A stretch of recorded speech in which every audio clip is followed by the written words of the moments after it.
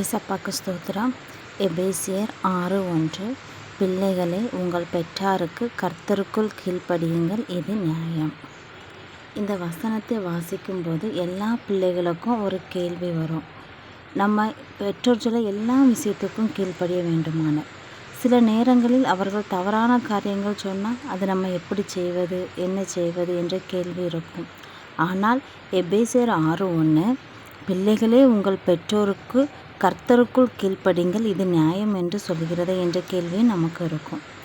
ஆனால் இந்த வசனத்தை நன்கு வாசித்து பாருங்கள். கர்த்தருக்குள் என்ற வார்த்தை உள்ளது. அதை பல பேர் சொல்லுகிறார்கள், கர்த்தருக்கு கீழ்ப்படுகிறதை போல உன் பெற்றோருக்கு கீழ்ப்படிய வேண்டும் என்று. ஆனால் இதன் பொருள் இவ்வாறு இருக்கிறது: உங்கள் பெற்றாருக்கு கீழ்ப்படிய வேண்டும், இது நியாயம். ஆனாலும் யாருக்குள் கீழ்ப்படிய வேண்டும் என்ற கேள்வி அதுக்குள் இருக்கிறது. கர்த்தருக்குள் கீழ்ப்படிய வேண்டும். அப்படி என்றால் பெற்றார்கள் மூலம் கர்த்தருக்கு விரோதமான காரியங்களும் வரும்.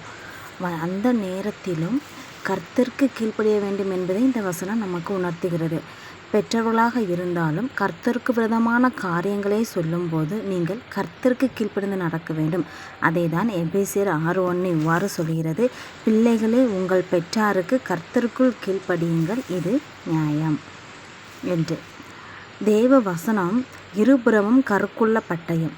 அதை நாம் நம் சூழ்நிலைக்கு ஏற்றவாறு மட்டும் எடுத்து பேசாமல் தேவன் என்ன சொல்லியிருக்கிறார் என்று நாம் சிந்தித்து பார்க்க வேண்டும்.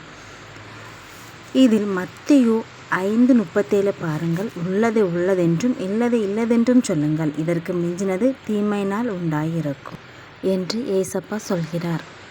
இயேசுவின் நாமம் மகிமைப்படுவதாக. ஆமென்.